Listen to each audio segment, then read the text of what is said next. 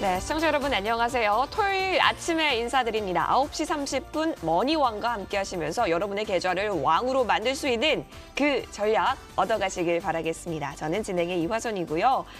간밤에 마감했던 미국장부터 좀 살펴보면 좋을 것 같은데요. 뉴욕 3대 지수 오늘 어떤 흐름 보였는지 한번 마무리해보도록 하겠습니다. 다우지수가 좀 경제활동 재개에 대한 기대감에 사상 최고치를 경신하는 모습입니다. 언제 이렇게까지 올라왔는지 0.9% 상승하면서 지금 32,000선 보이고 있고요. 자, S&P 500 지수도 0.10% 상승하면서 와 3,900선 현재 보여지고 있는 모습이네요. 자, S&P 500도 다우 지수도 나란히 사상 최고치를 경신했고요. 나스닥은 약세를 보였습니다. 0.59% 내리면서 조금 혼조세를 보였던 모습인데요. 전날 바이든 미국 대통령이 최종 서명을 했던 1조 9천억 달러 규모의 경기 부양책이 이제 시장이 희망을 갖게 한 것으로 보입니다.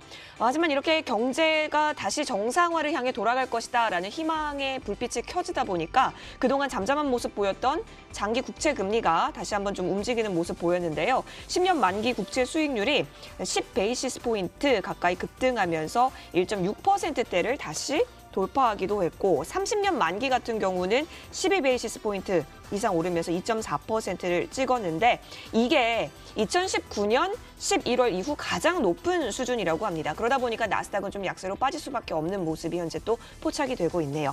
자, 이 가운데 부양책 이슈에 힘입어서 우리 증시도 이번 한 주 동안 롤러코스터를 좀 탔습니다.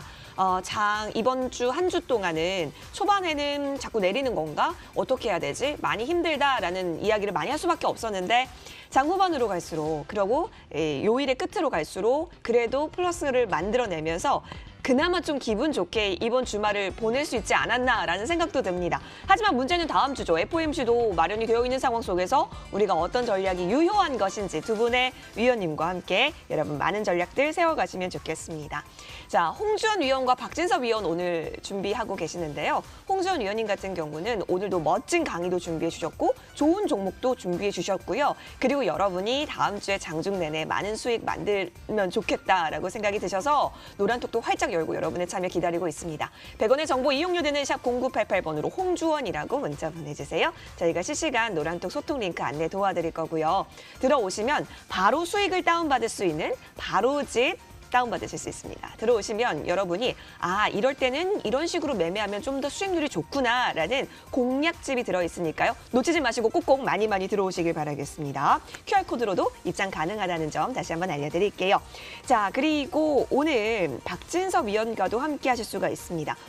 무료 방송을 준비를 해주셨는데요. 갤럭시아 머니트리, 흥국 F&B, 삼성출판사, 상한가 갔는데 그 전략이 무엇인가 궁금하다면 황금선 우리 박진섭 위원과 함께 무방에서 그 비법을 알아가실 수가 있습니다. 자, 잠시 후 10시 30분에 시작이 되는 무방이니까요. 이 방송 끝까지 참여하시고 박진섭 위원과의 좀 더 디테일하고 시크릿한 그런 전략들 무방에서 더 얻어가시길 바라겠습니다. 자, 그럼 신나는 토요일 머니왕 지금 함께 출발해 보시죠.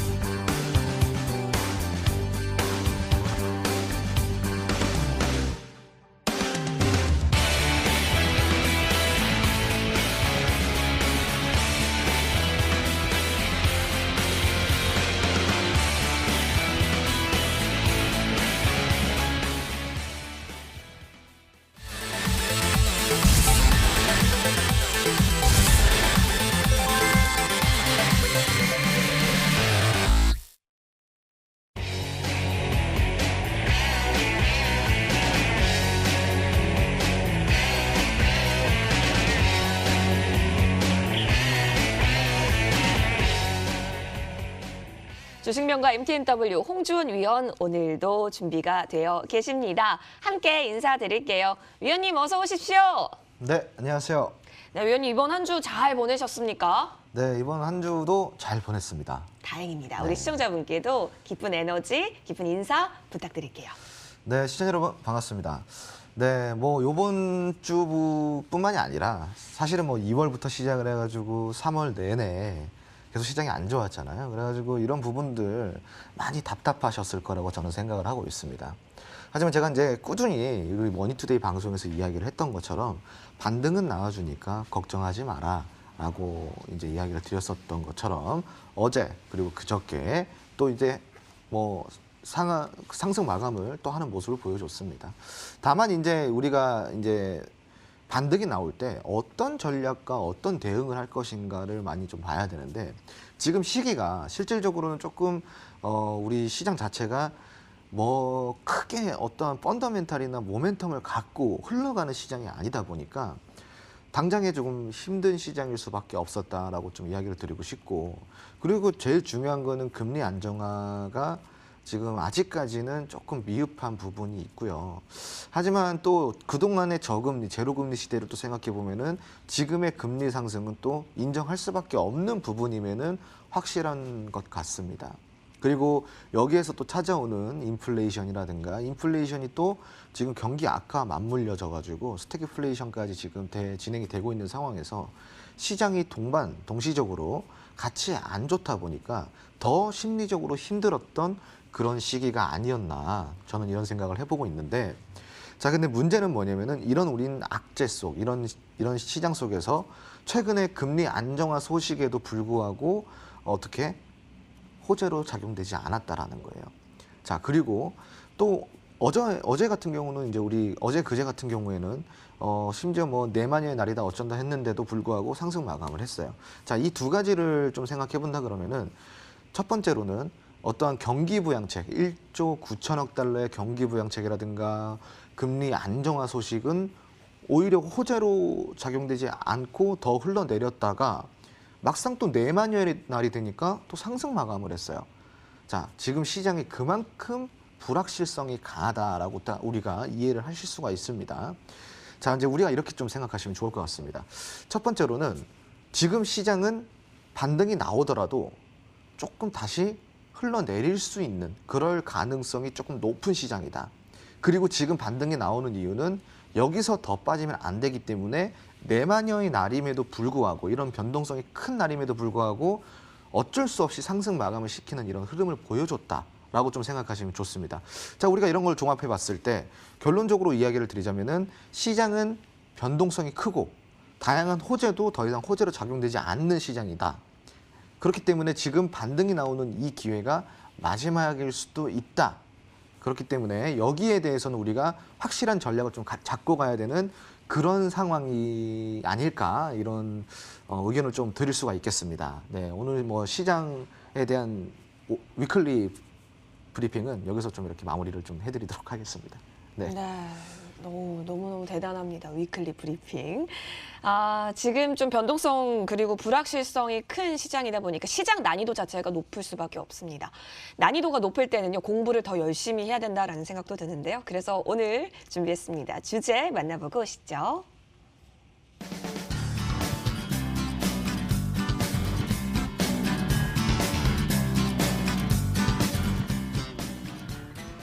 네. 이거는 꼭 알아야 되는 주제인 것 같아요. 하락장에 대응하는 방법. 하락장에 혹시 멘탈 붕괴로만 바쁘신가요? 오히려 최대한 더 많은 전략으로 수익을 극대화할 수 있는 방법이 분명히 있다고 합니다. 홍지원 위원과 그 시크릿한 방법 나눠볼게요. 하락장에서 어떤 대응이 필요할까요? 네, 뭐 사실 오늘 이 원포인트 레슨 주제가 네. 하락장에 대응하는 방법이라는 어떤 거창한 말로 이렇게 주제를 정했는데 네. 사실은 그렇게 거창하진 않습니다. 오. 어떻게 보면은 정말 당연한 건데 이 당연한 거를 잘 모르고 계시는 분들이 많아서 제일 기본적인 부분들을 조금 우리가 주식에 대한 주식에 임하는 그런 자세에 대해서 조금 우리가 설명하는 시간을 가져보도록 하기 위해서 예. 오늘 이 주제를 좀 가지고 나와봤습니다. 네. 그래서 이제 뭐 주제 자체는 하락장에 대응하는 방법 엄청난 주제 같지만 사실은 이거를 우리가 이제 함께 레슨을 듣다 보면은 그냥 뭐 우리가 주식하는 자세를 어떻게 해야겠구나 정도로 좀 받아들일 수 있는 그런 주제인 것 같습니다. 우선은 이제 오늘 제가 하락장을 가지고 나온 이 주제를 가지고 나온 게 최근에 일주일 동안 그리고 한 달 동안 엄청나게 또 많은 분들이 힘들어 하셔가지고 제가 이제 조금 주제를 알맞게 가져 나와보고 싶었어요. 그래서 가지고 나와봤는데 한번 같이 보도록 하겠습니다. 자, 첫 번째로는 우리가 하락장에 대응을 하기 위해서는 하락장이 왜 왔는가?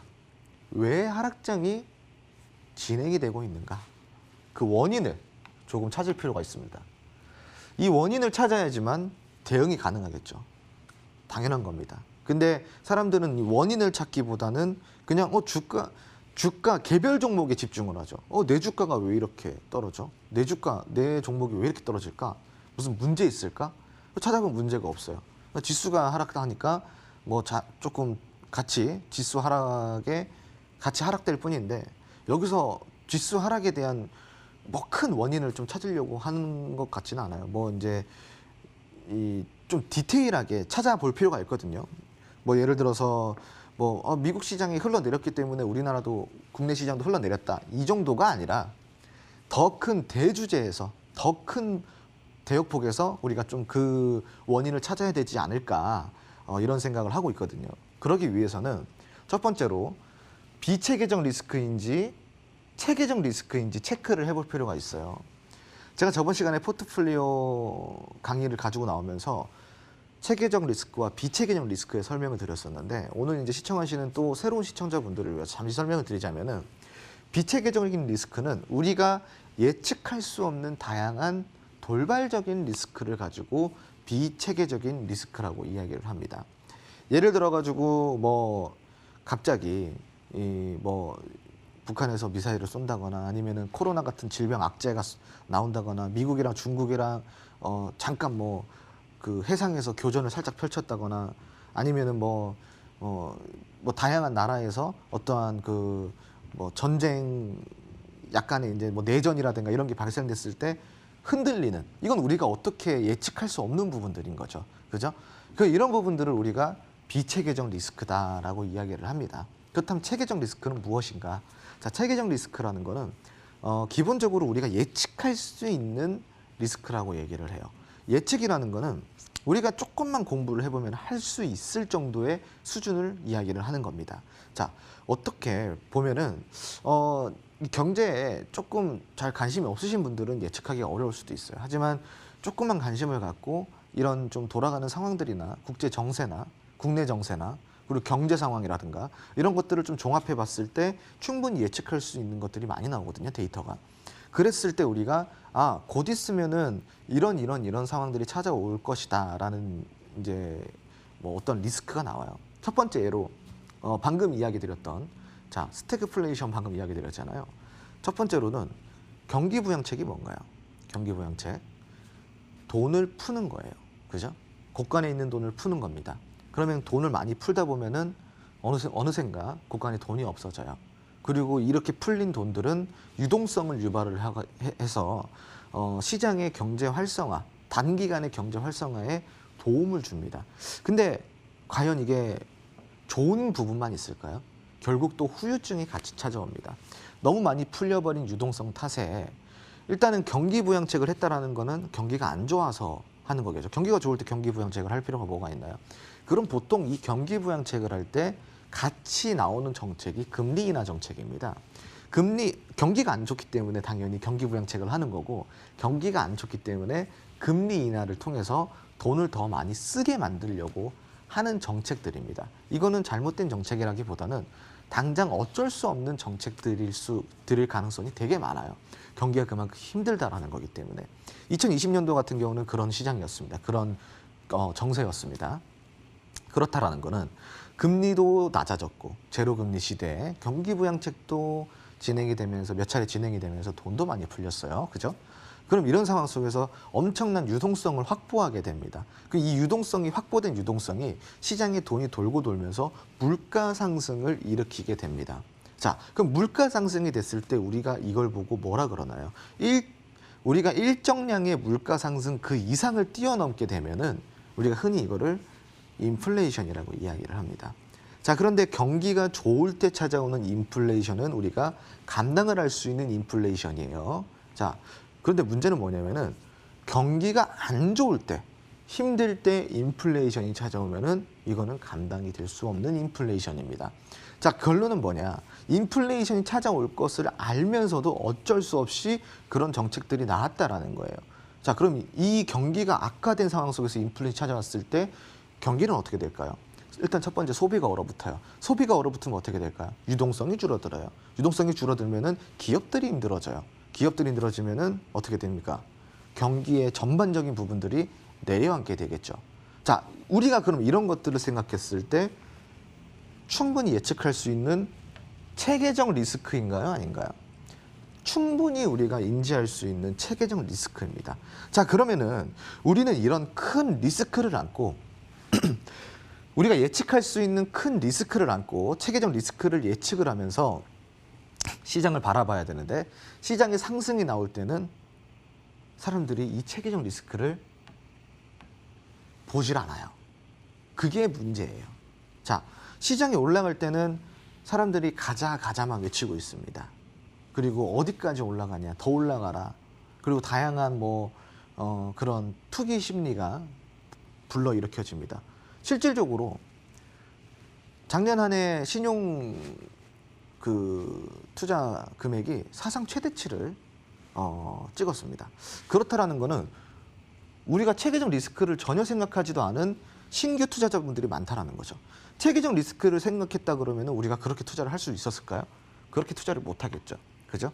그러니까 지금 우리가 이런 부분들 원인을 찾아야 돼요. 비체계적 리스크인지 체계적 리스크인지.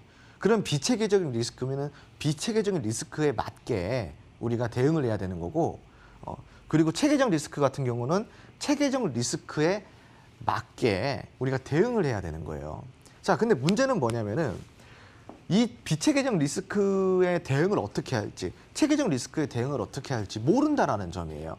자, 이거를 알기 위해서는 공부를 많이 해야 되는데 만약에 공부를 조금 혼자서 하는데 문제가 조금 있다라고 한다면은 노란통 메신저에 들어오세요. 그럼 제가 이런 부분들 좀 더 디테일하게 알려드리고요. 조금 더 대응을 잘 하실 수 있는 투자자가 되도록 도움을 드리고 있으니까 얼른 들어와 주시기 바랍니다. 자, 그리고 두 번째는 뭐냐면은 우리가 이런 것들을 판단하기 위해서는 판단하기 위한 조건이 있어요. 어떤 조건이냐? 보통 하락장에 어떻게 돼요? 심리 흔들리죠? 상승장에 어떻게 해요? 흥분하죠? 모든 게 지배당합니다. 뭐에? 분위기에. 투자자들의 가장 안 좋은 점이라고 뽑는다 그런다면은 분위기에 지배당합니다. 근데 분위기에 지배당하면은 이런 리스크들을 우리가 체크하고 대응할 수가 없어요. 그래서 분위기에 지배당하지 않고 한 걸음 뒤에서 시장을 객관적으로 좀 판단할 수 있는 이런 노하우가 필요하다라는 거예요. 그렇기 위해서는 한 걸음 뒤에서 조금 바라보는 그런 자세를 가지고 시장에 적극적인 참여보다는 뒤에서 조금 바라보면서 내가 충분한 데이터를 통해서 분석할 수 있는 그런 자세를 좀 갖는 게 투자에 무조건적으로 도움이 될 수밖에 없다라고 좀 이야기를 드리고 싶어요. 그리고 하락장애 대응 전략 같은 경우는 비체계적인 리스크에는 긍정적으로 좀 대응을 할 수가 있겠고요. 체계적인 리스크에는 보수적으로 대응을 할 수가 있겠습니다. 자, 그런데 문제는 뭐냐면은 긍정적으로 어떻게 대응을 할까? 한마디로 이렇게 보시면 돼요. 비체계적 리스크는 뭐라 그랬어요? 돌발악재라 그랬어요. 자, 그러면 이 돌발악재를 먼저 분석을 해볼 필요가 있겠죠. 돌발악재의 지속성을 봐야 됩니다. 재료의 지속성도 있듯이 악재도 악재의 나름대로 성격이 있어요. 예를 들어가지고 테마가 있다. 이거는 단기성 테마다, 지속성 테마다 나뉘잖아요. 악재 또한 그래요. 악재가 있다 그러면은 지속성 악재와 단기성, 단발성 악재가 있습니다. 자, 단발성 악재 같은 경우는 근데 보통 비체계적 리스크는 단발성 악재일 가능성이 높아요. 근데 포스트 코로나라든가 이런 거는 진짜 우리가 그동안에 어떤 메르스라든가 이런 것들 넘어서 버렸죠. 그래서 이제 지속성이 강한 악재로 이제 된 거지만 결국은 시장은 회복을 해줬어요. 그죠? 그리고 모든 시장이 흔들릴 때마다 이런 돌발 악재가 나올 때마다 시장은 어떻게 하락이 나왔다가 그대로 또 상승을 해줍니다. 자, 그렇기 때문에 이 돌발 악재 같은 경우는 단발성 악재일 확률이 높아요. 그럴 때는 우리가 긍정적으로 대응하면 돼요. 어찌 됐건 이제 내려갔다가 다시 올라올 수밖에 없는 거기 때문에 내려가면 내려갈수록 그냥 우리가 이게 언제쯤 저점이 다져지나 이런 걸 보고 좀 긍정적으로 바라보는 우리가 그런 자세를 가질 수가 있겠습니다. 자, 두 번째로는 체계적인 리스크에는 보수적으로 대응을 하라 그랬는데 이게 무슨 얘기냐면은 방금 이야기 드렸던 부분 있잖아요. 방금 이야기 드렸던 부분인데 자, 우리가 체계적으로 다가올 이런 경기 불황, 체계적으로 다가오고 있는 다양한 악재들 이런 부분들은 우리가 예측할 수 있잖아요. 그러면 어떻게 대응을 해야 될까요? 보수적으로 대응을 해야 되는 겁니다. 상승장에서도 무작정 그냥 뭐 투자, 현금 비중 하면 다 투자 막 이게 아니라 현금 비중 일부, 투자 비중 일부, 뭐 대응 비중 일부 이런 식으로 우리가 항상 리스크 관리를 하면서 보수적으로 대응을 해야 되는 거예요. 자, 그리고 지금 반등이 나오고 있잖아요. 지금 이제 반등이 나오고 있는데 그저께 이틀 동안 지금 상승으로 마감이 됐습니다. 그럼 제가 여기서 그랬어요. 여기서 추가 반등으로 예상을 할 시기인가? 그렇지 않죠. 추가 상승이 나오더라도 이거는 그냥 그때그때 대응을 해야 되는 거지 지금 고점을 뚫어버릴 반등인가를 예측할 시기는 아닌 거죠. 왜? 제가 아까 뭐라 그랬죠? 체계적인 리스크가 우리한테 다가오고 있다 그랬습니다. 자, 그럼 이런 시장에서는 지금 이 반등 시장 속에서 내가 할 수 있는 전략이 뭘까요? 지금 가지고 있는 포트폴리오를 줄여나가고 현금 비중을 확대해 나가고 대응 비중을 따로 분류를 해두는 거죠. 그죠? 이런 식으로 우리가 대응할 수 있습니다. 자, 그래서 우리가 우리 하락장에 대응하는 법은 결국은 좀 침착한 자세 그리고 내가 공부를 통해서 스스로 좀 이런 국제 정세라든가 경기의 흐름이라든가 이런 것들을 공부를 함으로써 우리에게 다가오고 있는 리스크가 무엇인지 지금 시장에 들이닥친 리스크가 무엇인지 이런 것들을 우리가 좀 참고를 해가지고 공부를 좀 많이 하셔야 됩니다. 근데 이거 혼자서는 사실 심리를 잡기도 힘들고 멘탈을 잡기도 힘들다 보니까 이런 대응이 어려워요. 그래서 오늘 제가 이제 이런 방법들에 대해서 아직 이야기 드리지 못한 부분들, 그 부분들을 노란통 메신저 안에서 우리 시청자 여러분께 함께 공유해 드리고 있으니까요. 들어오셔가지고 이 하락장에 더 완벽하게 대응할 수 있는 방법 공유 받아보시고요. 그리고 제가 알려드리고 있는 이런 교육들을 모아둔 교육집이 있습니다. 그 교육집 이름이 바로집인데 바로바로 수익이 난다. 그리고 똑바로 투자해서 올바로 수익을 내라. 이런 뜻의 바로집이라는 교육집입니다. 백익무해한 교육집이니까 들어오셔가지고 이 교육집도 더 공유 받으시고요. 그리고 또 제가 드리는 노란톡 안에서만의 또 공략주들이 있거든요. 이것도 또 공략을 하시면은 투자에 많은 도움이 될 것 같으니까 들어오셔가지고 소통에 참여해 보시기 바랍니다. 감사합니다. 네, 똑바로 올바로 수익을 볼 수 있는 방법 바로 홍주 의원과 함께 하시는 겁니다. 자, 장 대응하시면서 멘탈 흔들리지 말고 그때그때마다 최적의 정보들을 얻어가실 수 있는 방법 바로 노란톡으로 들어오시는 건데요. 샵 0988번으로 홍주원이라고 문자 보내주세요. 그럼 저희가 실시간 소통 링크 안내 도와드리겠습니다. 이쪽 QR코드로도 입장 가능하시니까요. 휴대폰 여시고 카메라 켜신 다음에 딱 갖다 대시면 바로 링크랑도 연결이 되실 거예요. 놓치지 마시고 바로 집 또한 많이 다운받아 가시길 바라겠습니다. 자, 그럼 이제부터는요. 저희가 좀 섹터에 대한 이야기를 해보면 좋을 것 같아요. 돈 되는 테마주 들고 돌아옵니다.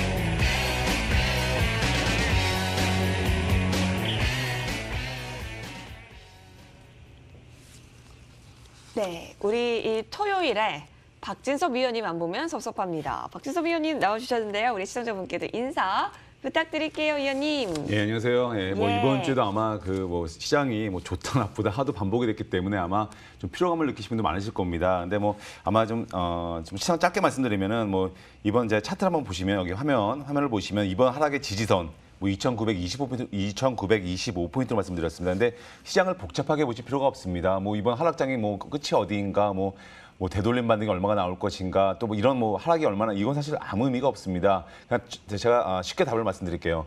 작년 8월에서 9월, 10월 세 번의 조정을 보십시오. 그러면 이번 1월부터 시작되는 이 세 번의 조정 답이 나옵니다. 제가 2,925포인트 지지선을 말씀드렸고요. 그 지지선 보이고 100포인트 올라왔습니다. 그런데 사실은 2,400에서 3,200포인트 올라올 때보다 지금은 훨씬 더 강력한 개별주 종목 장세가 펼쳐지고 있습니다. 쉽게 슈팅도 나오고 있고요.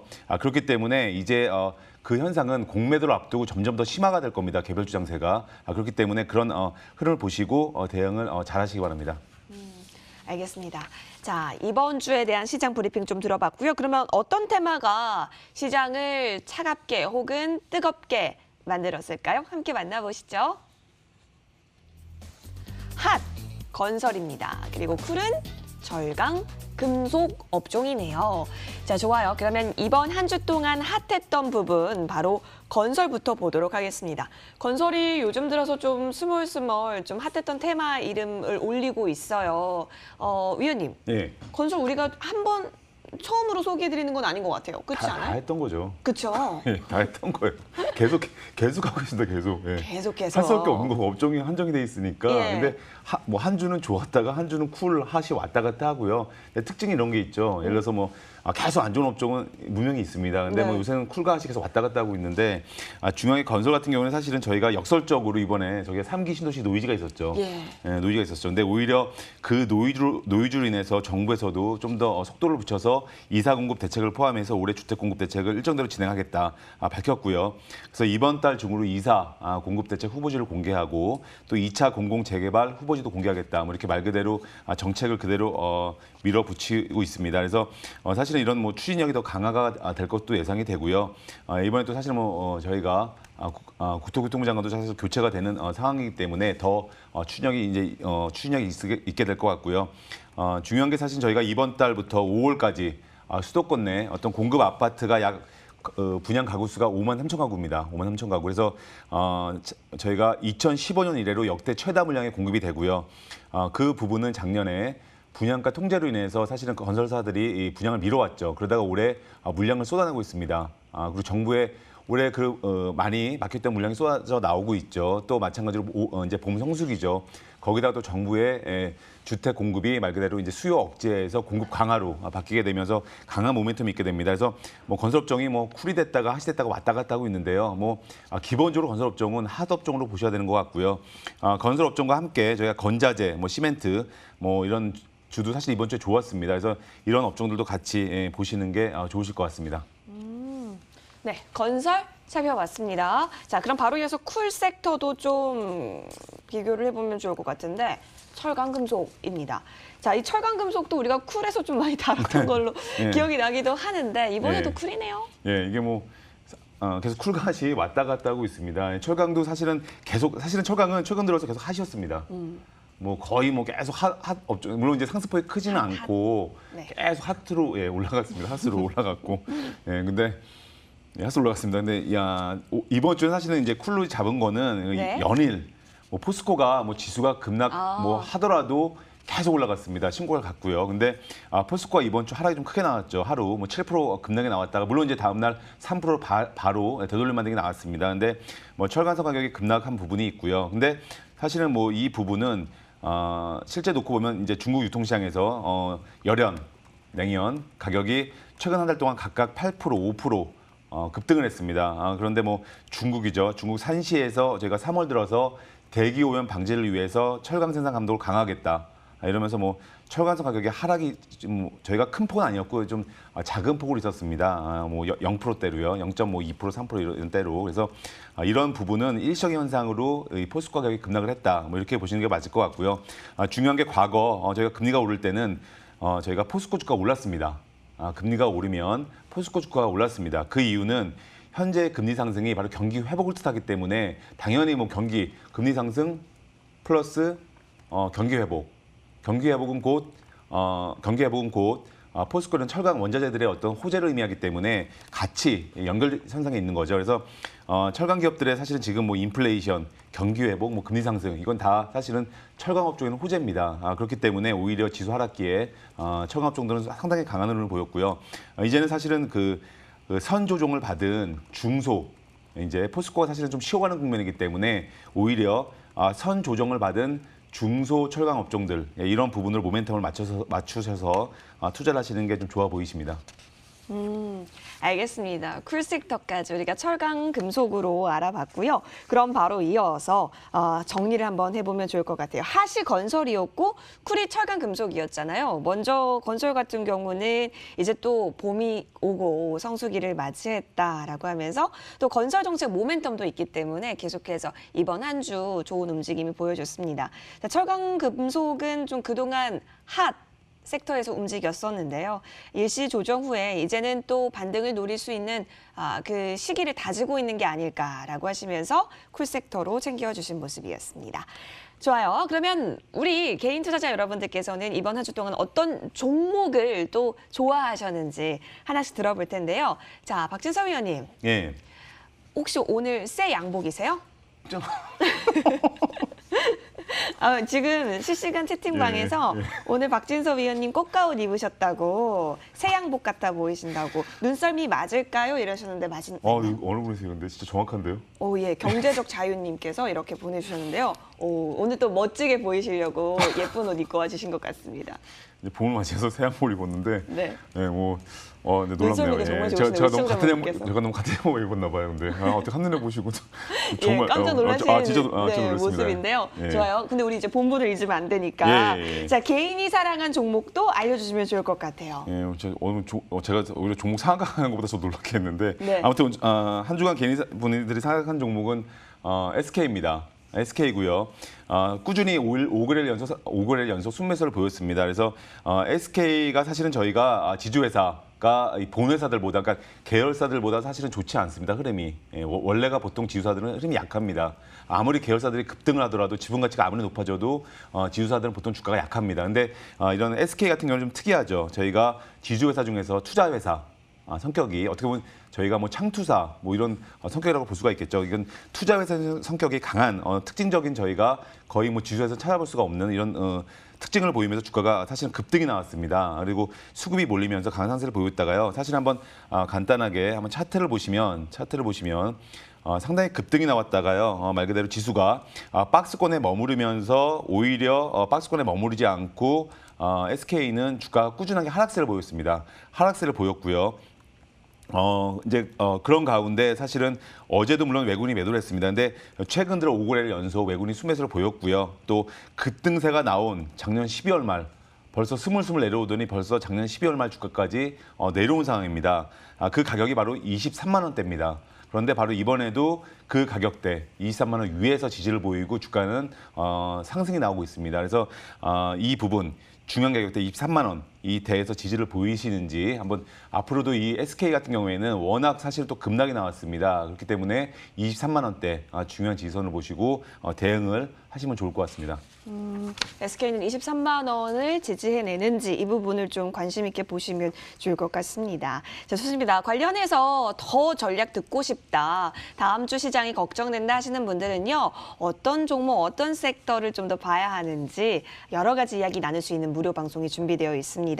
잠시 후 10시 30분부터 MTN 밴드로 들어오시면 함께 하실 수가 있으니까요. 놓치지 마시고 꼭꼭 참여해 보세요. 들어오시면 박진섭 위원의 사진 옆에 방송 중이라는 빨간 버튼이 있습니다. 해당 버튼 클릭하시면 함께 하실 수가 있으니까요. 여러분 놓치지 마시고 무방까지 함께 해주세요. 자, 저희는 우리 두 위원님과 함께 따끈따끈한 추천주 들고 돌아오겠습니다.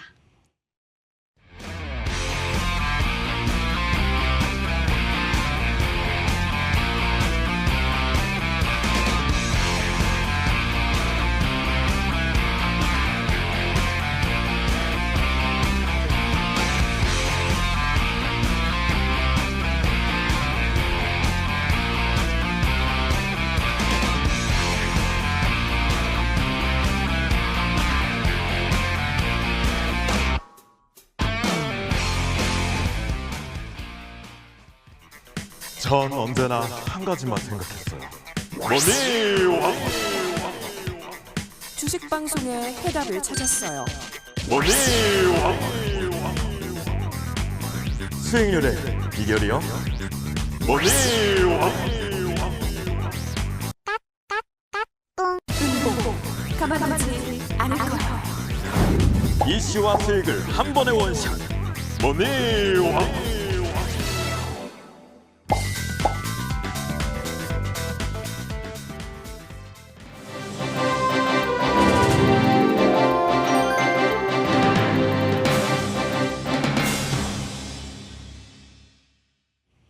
네, 음봉 가만두지 않겠습니다. 지금부터 종목들에 대한 이야기 펼쳐볼 텐데요. 그 전에 AS 종목 시간 가져봅니다. 먼저 홍준 위원과 함께할 종목은요.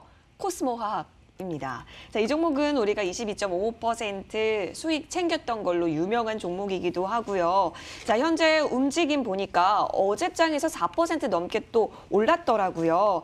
그래서 이제 다시 또 시작을 하는 건가 궁금하신 분들도 많으실 것 같은데 위원님 어떻게 보시나요? 네, 이 코스모학 같은 종목은 사실 지수에 좀 이렇게 많은 영향을 좀 받으면서 네. 내려왔잖아요. 이제 아무래도 이제 2차 전지 쪽이다 보니까 2차 전지 전반적인 좀 업종 자체가 좀 섹터 자체가 많이 눌렸어요. 예, 맞아요. 근데 이제 코스모학 같은 경우는 사실 이제 지금 이 눌린 게 이전에 공략 못 하셨던 분들한테 다시 재공략 기회를 주는 것 같거든요. 지금 공략하실 수 있는 충분한 위치이기 때문에 공략을 하셔가지고 제가 그 지금 목표가 드린 것까지는 충분히 갈 수 있는 종목이니까 아직 공략 못 하신 분들 지금이라도 조금 이제 담아 가시면은 되게 좋을 것 같아요. 네, 그렇게 목표가 유지하면서 재공략 의견 드리도록 하겠습니다. 네. 지금 재공략해도 괜찮은 구간이다라는 좋은 평가 내려주셨으니까요. 코스모화학 앞으로 계속해서 잘 지켜보도록 하겠습니다. 바로 이어서 다음 종목 AS 해볼까요? 오르비텍입니다. 2월 1일에 진입을 해서요. 4,755원에 들어갔었으니까 최고가가 7,800원 부근까지 갔어요. 65% 가까운 수익을 챙겼고 오르비텍은 뭐 이건 차트가 좋네요. 네, 아우 이거 지지를 너무 잘 해주고 예. 있어가지고, 네, 그래서 이 지금 오르비텍 종목 같은 경우는 사실 이제 저번 주, 저저번 주 시장 되게 안 좋았거든요. 예, 맞아요. 근데 잘 버텨요. 안 밀렸네요. 네, 밀리지가 않아요. 예. 그래서 이제 이런 종목 같은 경우는 우리가 흔히 하락장에도 흔들리지 않잖아요. 잘 지지가 되고 있는 종목들. 네. 이런 종목들 우리가 흔히 올라가려고 하는 힘이 강한 친구구나라고 이제 우리가 이렇게 이야기를 합니다. 예.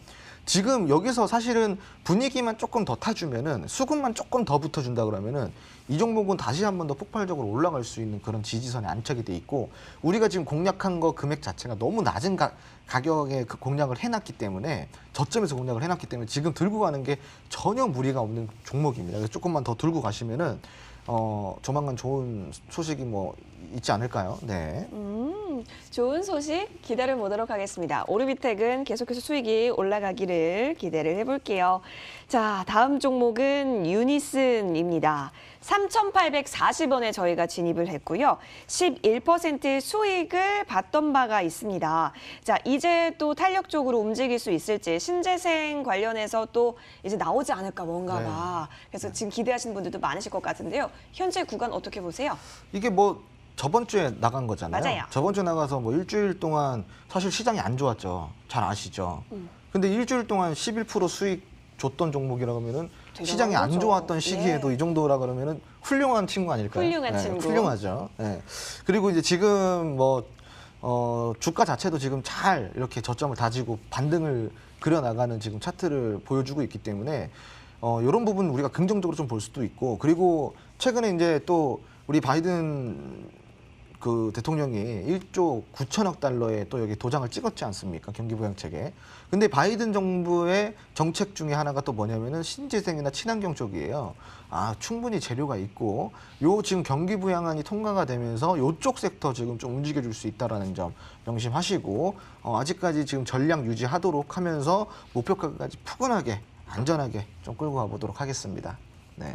네, 여러분 지금 우리 또 일주일 만에 11% 수익은 사실 엄청난 거죠. 계속해서 믿고 보는 홍주연 위원과 AS 타임 가져봤고요. 또 함께 해주실 우리 박진섭 위원과도 AS타임 가져봅니다. 위원님, 예. 위지트 기억나세요? 이거 예. 11월 30일에 말씀해 주신 종목이고요. 최고가 수익률은 102.1%나 챙긴 종목입니다. 자, 위지트 현재 어때요? 예, 종목들 중에 제가 이제 흐름이 꺾인 거는 사실 제가 또 이제 또 다시 말씀을 드리게 되는데 위지트 같은 경우는 저희가 네. 최근 가상화폐에서 비트코인 가격이 뭐 저희가 신고가 정말 놀랐습니다. 그렇죠? 저희가 뭐 네. 2천만 원이 정말 뭐 깔딱거게 쳐놨는데 그걸 넘어서더니 뭐 지금 6,500만 원을 돌파한 상황입니다. 근데 이제 눈앞에 사실 저희가 위지트를 놓고 보면 최근 들어 상승률을 놓고 보면 사실 가상화폐 테마 대장주가 사실 바뀌었습니다. 최근 들어 위지트에서 저희가 위지트에서 비덴트로 바뀌었습니다. 근데 아무튼 그 전까지는 위지트가 가상화폐 대장주였고요. 아무래도 자회사가 이제 가상화폐 거래소 빗썸의 운용사죠. 예, 빗썸 코리아의 지분 약 8% 보유하고 있고요. 뭐 실제적으로 보면 급등세가 사실 나왔다가 조정을 받고 좀 최근 그러니까 좀 조정이 상당히 급등이 나왔죠. 예, 뭐 큰 폭의 급등이 나왔다가 최근 조정을 받고 비트코인에 다시 급등세를 보이면서 최근 들어서 다시 상승세를 타고 있습니다. 근데 한번 차트를 보시게 되면 주가가 상당히 큰 폭의 상승이 나왔고요. 조정이 나왔습니다. 근데 조정 후에 다시 지금 화면을 좀 확대해서 보시면요. 다시 황금선 위로 올라서서 지금 약 6거래일째 황금선을 타고 주가가 올라가고 있습니다. 그렇기 때문에 이럴 때는 저희가 대응이 중요하죠. 그래서 종가 기준으로 황금선을 깨지 않으시 보유하시고요. 또 깨질 때에는 저희가 50%의 수량은 수익 실현하시고요. 나머지 물량으로 대응을 하시는 게 좋아 보이십니다. 그 가장 큰 이유는 지금은 어쨌든 그 가상화폐 대장주가 지금 바뀌는 흐름이기 때문에 지금 그런 대응 전략이 맞고요. 아무튼 그런 식으로 일부 수익 실현하시고 일부는 보유하시는 전략, 이 전략이 가장 좋아 보이십니다. 네, 비중 관리가 중요해 보입니다. 꼭 참고해 주세요. 바로 이어서 다음 종목도 볼게요. 비덴트인데요. 자, 35%의 수익 가져갔습니다. 위원님, 비덴트에 대한 전망도 좀 비중 조절이 필요할까요? 비덴트는 그 비중 조절이 필요하지 않고요. 가지신 분들은 다 수익 이번 주 사실 급등이 나왔죠. 예. 그래서 이번 주에 난리가 났죠. 지금 상한가 육박하는 흐름을 보이고 한 주 동안 약 45% 이번 주 지수가 그냥 아무튼 왔다 갔다 했습니다. 근데 좋지는 않았죠. 근데 한 주 동안 약 45%의 급등세를 보이면서 지금도 거의 최고점 부근에 머물러 있습니다. 그래서 위지트에 이어서 가상화폐 테마의 새로운 대장주로 자리를 잡았습니다. 그래서 아무튼 이 종목도 마찬가지지만 비덴트, 빗썸의 운용사례죠. 빗썸 코리아의 직접 지분을 약 10% 정도 보유하고 있습니다. 그래서 그러면서 동시에 빗썸 코리아의 최대 주주죠. 빗썸 홀딩스 지분도 34%를 보유하고 있습니다. 그래서 현재 저희가 빗썸 지분 구조상 단일 최대 주주랑 강력한 모멘텀이 있습니다. 그래서 비트코인 가격의 급등에 때문에 1차 급등이 나왔었고요.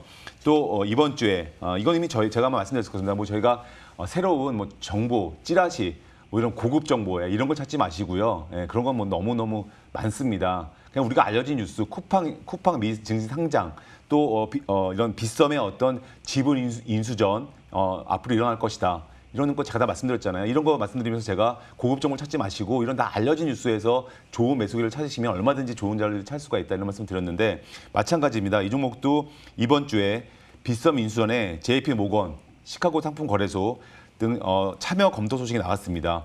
바로 그날 상한가까지 육박하는 급등 흐름을 보였고요. 수급을 보시더라도 이번 한 주 동안에 이번 한 달이죠. 한 달 동안의 외국인가 기간이 약 200만 주가 넘는 순매수를 보였습니다. 또 차트를 보시더라도 한 주 동안 급등 후에도 지금 사실은 소폭의 조정세를 보이고 있죠. 이런 게 바로 저희가 놓고 보실 때 고점에서 낙폭이 작아야 됩니다. 그게 바로 그 테마, 그 업종의 대장주입니다. 그런 업종과 대장주에 가급적 매매를 하시는 게 좋아 보이시고요. 마찬가지로 어제 소폭의 조정세를 보이고 어제 다시 또 재상세를 보였기 때문에 그리고 신고가 그치에 머무르고 있습니다. 그래서 보유하신 분들은 어려운 장에서도 이번 주에 큰 수익 축하드리고요. 보유 관점 이 종목은 그대로 유지하시기 바랍니다. 네, 보유하는 비덴트 계속 살펴보시고요. 우리 박진섭 위원님 화폐 전문가신 것 같아요. 로지시스도 좀 볼까요? 자, 이 종목도 디지털 화폐로 유명한 종목이잖아요. 저희가 수익을 봤습니다. 13. 13.46%. 그리고 역시 차트가 나쁘지가 않아요. 예, 뭐 제가 늘 말씀드렸지만은 저번 주 무방 때 말씀드렸을 겁니다. 쿠팡 관련주 간 다음에 그다음에 가상화폐, 그다음에 저희가 디지털 화폐 이런 식으로 그다음에 뭐 여러 가지 뭐 이런 흐름이 돕니다. 순환매가 그 순환매 흐름만 정확히 읽어내시면 매수 시점을 잘 잡을 수가 있고요. 뭐 이번에 뭐 어제 로지시스 장중에 15% 넘는 급등세가 어제 나왔습니다. 뭐 미국, 중국 등 각국이 가상화폐에 대한 견제를 하면서 중앙은행 디지털 화폐에 힘을 싣고 있습니다.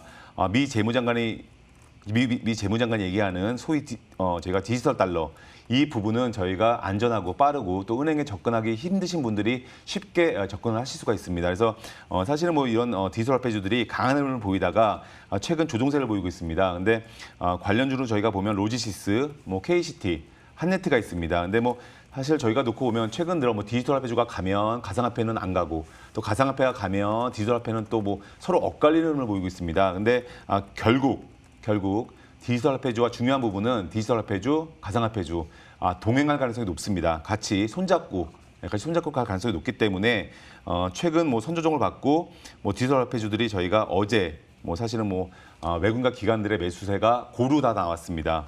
종목들 보면 이런 디지털 화폐에서 고루 나왔기 때문에 뭐 이런 흐름은 다음 주에도 이어질 가능성이 높아 보이시기 때문에 아까 뭐 비덴트도 마찬가지고요. 로지시스 마찬가지지만 거의 뭐 고점에 머물러 있습니다. 그래서 이것도 마찬가지로 지난주에 말씀드렸는데 뭐 보유하신 분들은 일단 수익을 축하드리고요. 계속 보유가 좋아 보이십니다. 네, 역시나 계속한 보유 지켜가 보시길 바라겠습니다. 새로운 종목들 좀 살펴볼까요? 이제는 홍주원 위원과 함께하겠습니다. 위원님, 다음 주에 어떤 종목 공략해 보면 좋을까요? 네, 제가 이제 이번에 가지고 나온 종목 같은 네. 경우는 비치로테크라는 종목입니다. 비치로테크. 네, 저 이제 이 종목은 좀 뭐 아시다시피 이제 우주항공 부품 업체예요. 그 액체 로켓 엔진이라고 있는데 요거를 또 국내 최초로 개발을 했고요.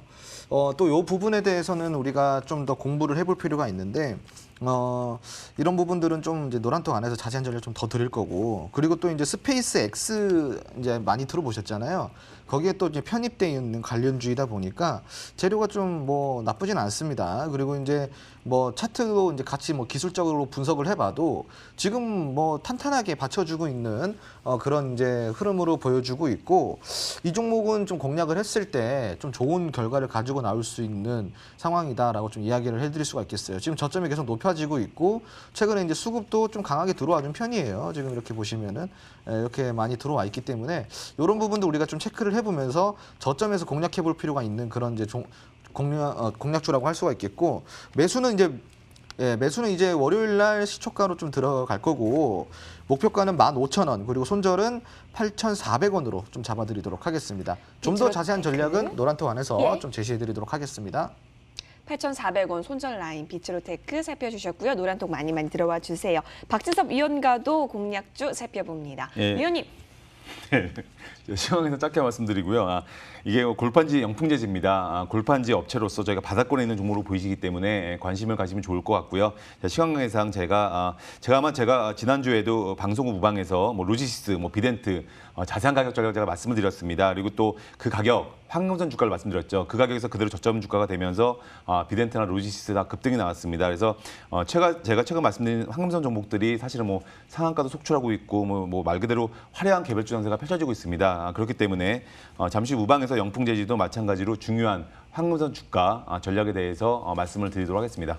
네, 무방으로 들어오셔야 정확한 가격 전략 살펴보실 수 있을 것 같습니다. 박진섭 위원과 함께할 수 있는 무방이 잠시 후 10시 30분에 포털 검색창에 MTN 밴드 검색하셔서 들어오시면 함께하실 수가 있습니다. 사진 옆에 방송 중이라는 빨간 버튼 꼭 눌러서 들어와 주시고요. 그리고 우리 홍주원 위원과도 노란톡 들어오실 수가 있습니다. 샵 0988번으로 홍주원이라고 문자 많이 보내주세요. 많은 참여 기다리면서 저희는 다음 주 토요일에 인사드리겠습니다. 시청자 여러분 고맙습니다.